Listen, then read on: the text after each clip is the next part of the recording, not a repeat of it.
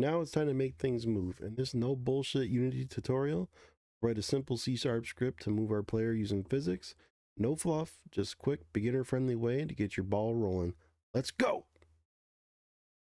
Okay, so the first thing we'll do is over in the project tab, we'll right click assets, create folder, call this scripts, and we'll also right click that folder, create again, create a script this time, mono behavior script. Call this one move ball. Unity will compile all that. We'll open it up. We can go ahead and delete everything inside this public class move ball. We'll put everything in there on our own. And the first thing we'll do is we'll establish some variables. So we'll do public float, and we'll call this one speed. And we'll initialize this probably like 3. Then we'll also create a private, call this, actually we're going to need a rigid body. And then we'll do RB. Next, we'll create a start function. We'll just come down a little bit. We'll do void start. I could spell parentheses. We'll do open brackets. And we'll type in RB equals get component. We'll do rigid body. Close parentheses. Next, we'll do void fixed update. And in fixed update, we're going to handle all of our movement logic. So we'll put in a float. We'll do move x. Put that equal to input get axis. Type in horizontal. Or end of line here. We'll also do a float move z. Hard to do. Then we'll do input get axis again, except for this time we'll do vertical end of line. Then we'll do vector 3, and we'll call this movement, and we'll set that equal to a new vector 3.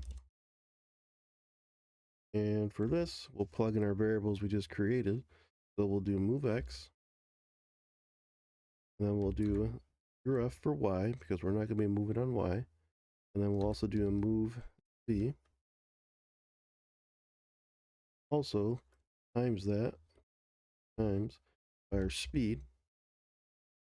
Then we'll apply all this to our rigid body. So we'll do RB, add force, and we'll do movement.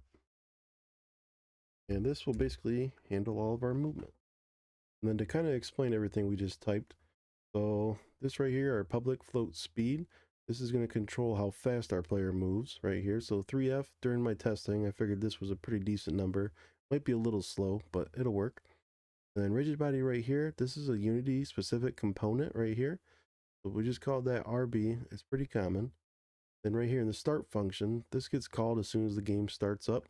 So RB right here, our variable we just set, going to be get component rigid body. So this is going to get the component that's attached to this script. Well, not to the script, but the object that the script is attached to. And right here in fixed update, this move X right here, that's going to get our movement input from Unity. So our left or right arrow key, or A and D. And then the vertical one will get our forward and back input, our W and S key, or our arrow key up and down. And then right here, vector 3 movement. That's going to create our movement direction for us. So it'll be our move X from our up and down, and then our left and right. And then we're going to times it by that speed variable we set right here. And then using our RB, we're going to handle the physics using Unity already made function of add force. And it's going to add that vector 3 we just created with all our variables and apply it to our player. Once we have all that, we'll just save it back into Unity. It's going to compile everything.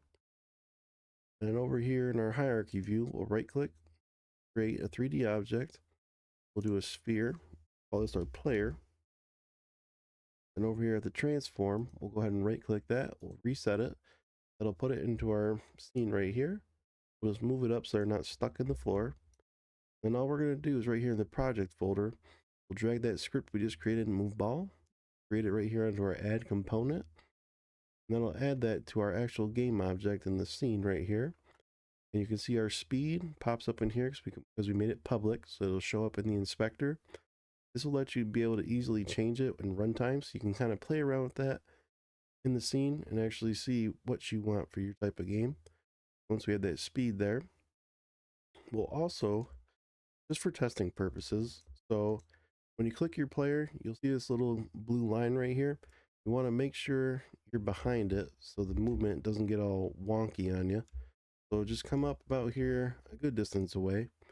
Click your camera that's in the scene. If you don't have one, right click, create a camera right here, and then it'll come up in your scene. Just tag it as main camera.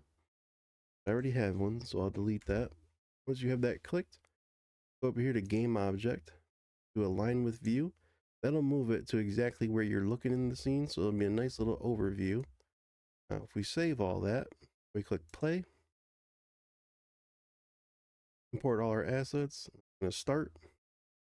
Oh, yep, that's my bad. So this will happen quite a bit. You'll get a lot of errors just because we don't have a rigid body attached to this actual sphere.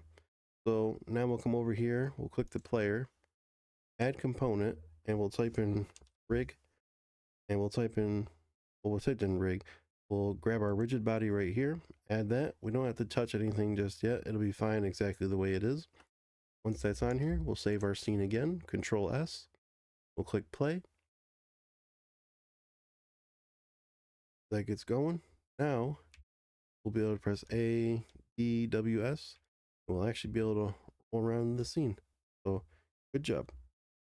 And just like that, we got the ball rolling. So now that we have this movement system, we'll take the next step in the next video. We'll add some collectibles we can roll into and collect as little coins or something. So hopefully I'll see you in the next no bullshit video.